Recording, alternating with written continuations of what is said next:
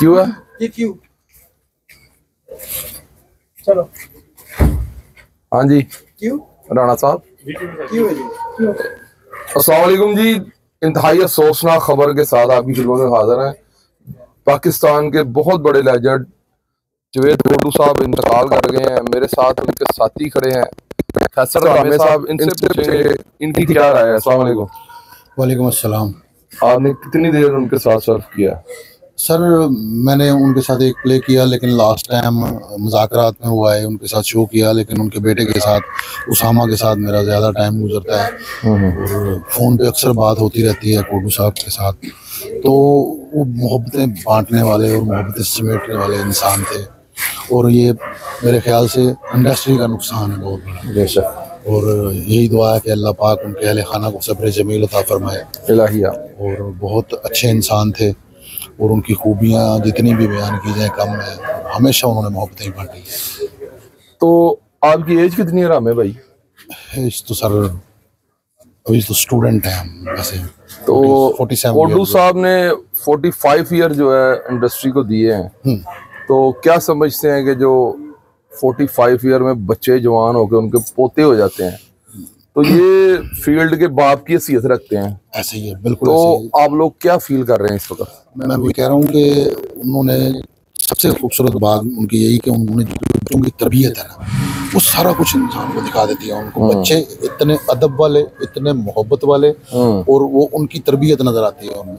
और उसामा को मैंने अभी कुछ आज की बात है, एक फ़ोन कॉल किया, मैंने कहा यार एक जगह पे आपने एज ए गेस्ट जाना है इंटरव्यू के लिए, और सामने कहा कि यार मैं ना अपने अबू के पास जा रहा हूँ, उनकी तबीयत ठीक नहीं है, तो मुझे पैसा नहीं है, मैंने खिदमत करनी है। और ये मेरा ख्याल है कि उनकी तरबियत बहुत अच्छी है और इतने दोस्त अहबाब आए, सारे इंडस्ट्री के लोग आए उनके पास।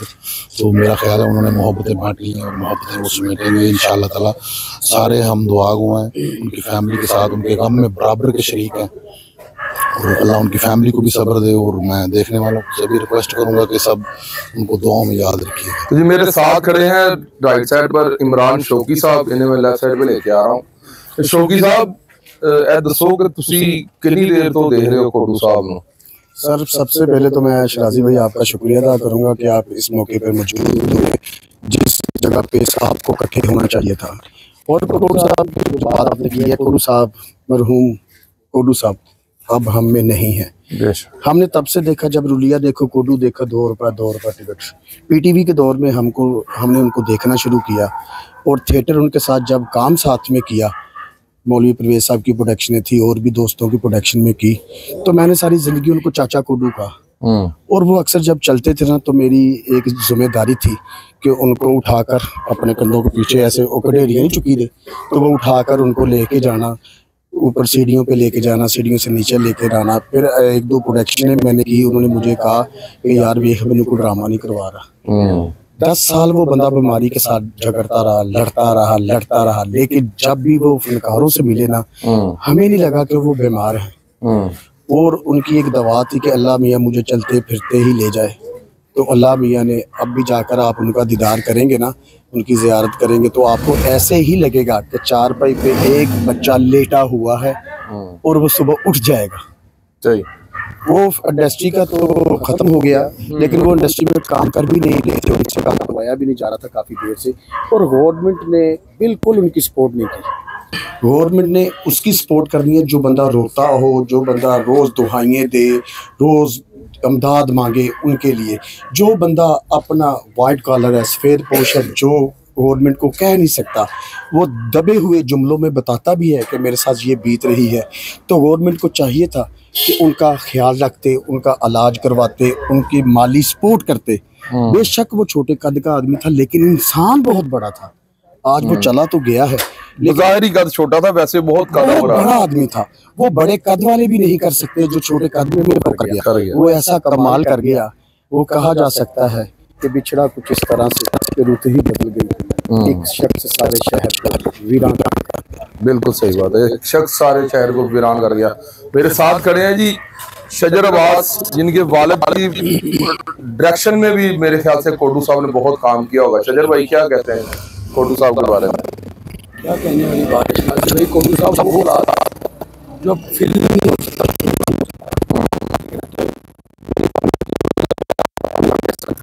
जो फाइटर सन ठीक है ना, तो मैंने अक्सर नजर आते ने ना, तो मैंने कहते ਹੁੰਦੇ ਸਨ कि ਉਹਨਾਂ ਦੀ ਆਪਸ ਦੀ ਬਣੀ ਸੀ ਐਕਸ਼ਨ।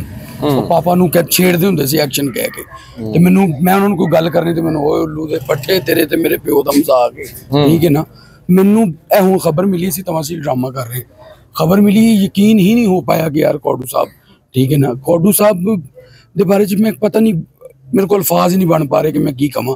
कोडू साहब एक बड़ी वड्डी दुनिया सन, बड़ी वड्डी दुनिया सन ठीक है ना। तो वो ऐसी शख्सियत होए ने कि जिन्होंने कभी किसी को ये नहीं कहा कि यार मैं बीमार हाँ तो मेरी हेल्प करो। इवन कि गवर्नमेंट को भी उन्होंने कहा, क्योंकि भाई बड़ी अच्छी गल करके गए ने, उन्होंने सरकारी तौर पर भी किसी ने नहीं कहा कि मेरी हेल्प करो जी, मैं बीमार हाँ या मेरे नाल कोई इंज दी गल करो, क्योंकि वो यानी एक अपने आप च ना आप मिसल सी कोडू साहब वो लोग हुए ने ठीक है ना। तो लिहाजा कोडू साहब के बारे च यही गल है कि मालिक उन्होंने मगफरत करे। तो तमाम वेखण वाले नूं मेरी यही दुआ है कि मालिक उन्होंने आस्ते खसूसन दुआ करो कि मालिक उन्होंने मगफरत फरमाए ते उन्होंने घर नाल सबने जमील अता फरमाए। ਤੇ ਜਿਹੜੇ ਵੱਡੇ ਵੱਡੇ ਸਟਾਰ ਕੋਡੂ ਸਾਹਿਬ ਦੇ ਨਾਲ ਕੰਮ ਕਰਦੇ ਰਹੇ ਨੇ ਉਹ ਇਸ ਲਈ ਨਜ਼ਰ ਕਿਉਂ ਨਹੀਂ ਆ ਰਹੇ, ਉਹਦੀ ਕੀ ਵਜ੍ਹਾ? भाई मैं की कमां, मैनूं तो यही समझ नहीं। ਤੂੰ ਇਹਨਾਂ ਡਰਾਮੇ ਚੋਂ ਨਿਕਲ ਜਾਵੇਂ, ਕੱਟ ਦੇਂ ਯਾਰ। नहीं नहीं नहीं आओ तुसी करो, ਇਹਦੇ ਚ ਕਿਹੜੀ ਗੱਲ, ਮੈਨੂੰ ਠੀਕ ਟੈਨਸ਼ਨ। ਚੱਲ ਦੱਸ ਫਿਰ। ਹਾਂਜੀ ਜਿਹੜੇ ਵੱਡੇ ਵੱਡੇ ਸਟਾਰ ਸੀ ਜਿਹੜੇ ਕੋਡੂ ਸਾਹਿਬ ਦੇ ਹੱਥਾਂ ਚ ਆਏ, ਹਿੱਟ ਵੀ ਹੋਏ, ਤੇ ਉਹ ਇਸ ਲਈ ਨਜ਼ਰ ਨਹੀਂ ਆ ਰਹੇ। ਵਜ੍ਹਾ ਇਸ ਲਈ ਤੇ ਆਣਾ ਚਾਹੀਦਾ ਸੀ ਕਿਉਂਕਿ ਇਹ ਰਾਤ ਨੂੰ ਹੀ ਡਰਾਮਾ ਆਪਣਾ ਖਤਮ ਕਰਕੇ ਤੇ ਆ ਸਕਦੇ ਸਨ।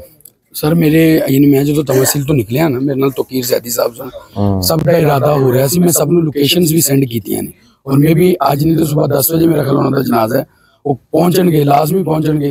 जे ना पहुंचे तो फिर ये नहीं समझ लो कि उन्होंने बेरुखी है या जो भी ऐसा कुछ कह सकने ठीक है ना। मैनू समझ नहीं है कि असी उन्होंने हाथ के बच्चे होके पहुंच गए, हालांकि असी उन्होंने लेने काम भी नहीं किए ठीक है ना। तो जिन्होंने किए ने उन्होंने आना जरूर चाहिए। फील्ड के लोगों के कोलों कोडू साहब नाला ही सन शुरू तो ही, सही कह रहे हो तुसी, काफी अरसे तो ना नाला ही सन।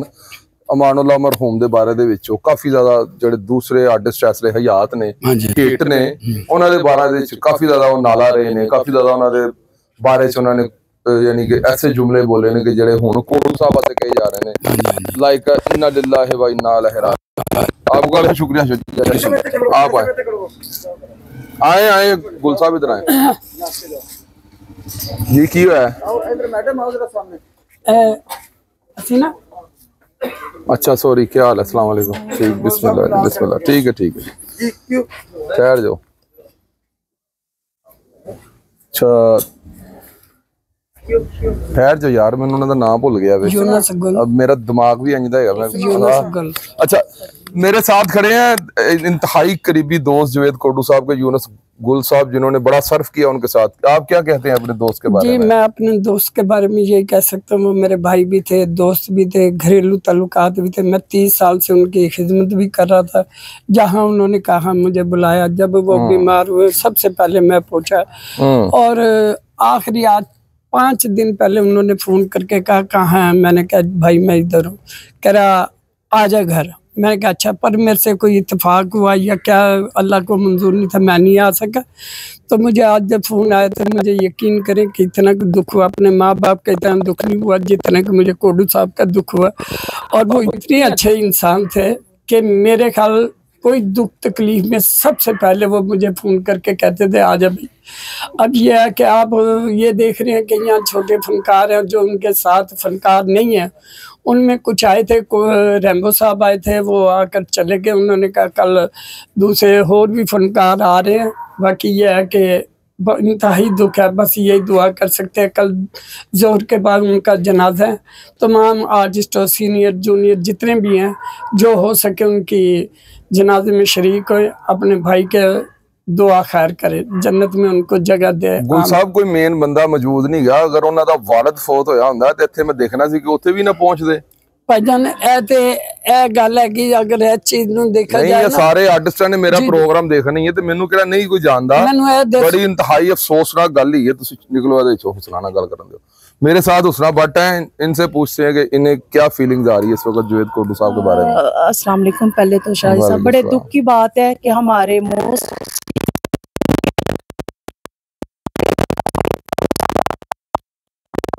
चुके, हमें इस बात की बड़ी तकलीफ है, बड़ा दुख है।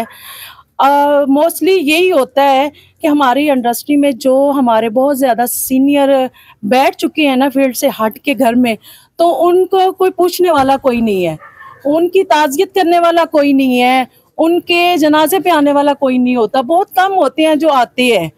तो ये हमें समझना चाहिए कि जैसे हमारे अपने हैं, ये हमारे अपने हैं, क्योंकि फील्ड हमारा अपना घर है और ये सब हमारे फनकार जो है हमारे अपने हैं। इनके दुख सुख में हमें शिरकत करनी चाहिए। आज हम करेंगे तो कल को कोई हमारे भी आएगा ना जनाजे पे, तो बड़े दुख की बात है, आना चाहिए। और हमारे ऐसे फनकार जो है ना बहुत ही आप कह सकते हैं कि सेल्फिश है, कह सकते हैं सेल्फिश है, इनको सिर्फ अपनी पड़ी होती है। हालांकि यही हमें जो है सिखाने वाले हैं, यही लाने वाले हैं, यही हमें, ये हमारे उस्ताद हैं। ठीक है, हमारे जितने भी सीनियर ये हमारे उस्ताद हैं, हम इनके बगैर कुछ भी नहीं है। आपका बेहद शुक्रिया। तो जी, जैसा कि आपने सुना कि हुस्ना ने ये कहा कि ये हमारे सीनियर से, हमारे उस्ताद से, इन्हें के जनाजे पर जरूर आना चाहिए था लोग। रंगीला अहमद इधर ही आइए। हाँ नहीं, फिर मेरे को इधर हाथ किस रखवा, उधर बड़ी मुश्किल ना पड़े। मेरे साथ सीनियर जो अदाकार हैं अहमद रंगीला साहब, वो खड़े हैं। इनसे जानेंगे कि इस वक्त जवेद कोटू साहब की मैयत उनके घर में पड़ी है, तो इनकी क्या फीलिंग है। जी, पहले तो ये शराजी साहब यकीन ही नहीं हो रहा, क्योंकि वो अभी एक हफ्ता पहले वो हमारे साथ एक शो करके आए हैं सोनो टीवी का, तो लग ही नहीं रहा था कि ये आदमी दुनिया से चला जाएगा। अच्छा। फिर 5-6 दिन पहले मेरी शाहिद खान साहब से बात हुई, चैनल पे ही इनका फोन आया, तो वो मुझे कह रहे थे कि कोटू साहब डरे हुए हैं, बहुत ज्यादा बीमार हैं वो। मैंने कहा मेरी बात करवाएं, तो कह रहे वो अब वो फोन बंद कर गए। तो मुझे तो अभी भी यकीन नहीं हो रहा। मैं शो पर था तो मुझे किसी लड़के ने बताया फोन के ऊपर के फैसल रामे ने अपने आईडी पर लगाया कि कोटू साहब फौत हो गए। तो फिर मैंने इनके नंबर पर फोन किया तो बाजी के साथ बात हुई। तो ये हमारा तो ये 1.5 साल में इंडस्ट्री का बहुत ज्यादा नुकसान हुआ है, बड़ा लॉस हुआ है कि हमारे बड़े बड़े सीनियर फनकार जो है, लीजेंड फनकार जो हमारे, वो दुनिया से चले गए। तो अभी मैं उनका चेहरा देख के आ रहा हूँ, वो लग ही नहीं रहे, वो ऐसे ही लग रहा है जैसे सो रहे हैं। नमाजी आदमी। हाँ, नमाजी आदमी, और चेहरे पर एक हज किए हुए, हाँ जी, नूर है, और वो लग ही नहीं रहा कि वो दुनिया से चले गए। शुक्रिया आपका। जी, तकीरजादी साहब, आप क्या कहते हैं। शिराजी भाई, पहले तो शॉकिंग न्यूज़ है हमारे लिए, जावेद कोटू सर इस दुनिया फानी से रुखसत कर गए। मेरे लिए ये क्रेडिट की बात है कि मैंने उनके साथ थिएटर में काम किया काफ़ी, और मैंने अपने अलावा बाकी भी जो जूनियर्स थे उनको सिर्फ यही देखा है कि यार उनके साथ वो शफकत से पेश आते थे। इवन के रिहर्सल चल रही है, 2-4 घंटे लेट हो गया तो उन्होंने जूनियर्स को बुला के पहले पूछना, तुमने खाना खाया? नहीं खाया, इधर बैठो, खाना मंगवाते थे। कैरेक्टर साथ कर रहे हैं तो बता रहे हैं कि बेटा ऐसे नहीं, ऐसे ऐसे। कहने का मतलब है कि बड़ा एक शफकत करने वाले इंसान थे, और थे ये कहते हुए, ये अभी भी जो है ना वो जुबान आप देख रहे हैं कि थरथरा रही है। मतलब बिल्कुल शौक में है कि जावेद कोटू सर चले गए। अल्लाह से दुआ है कि अल्लाह पाक उनकी मगफिरत फरमाए और उनके घर वालों को सब्र जमील अता फरमाए। सब ने जाना है, एक बड़ा लॉस है इंडस्ट्री के लिए, पूरे पाकिस्तान के लिए, नो डाउट कि वो सरमाया थे हमारे मुल्क का। शुक्रिया आपका। तो जी नाज़रीन, जैसा कि आपने सुना कि सबको अल्लाह की तरफ लौट के जाना है, कुल्लु नफ्स ज़ाइक़ातुल मौत। आए उनकी फैमिली में से किसी से बात करते हैं।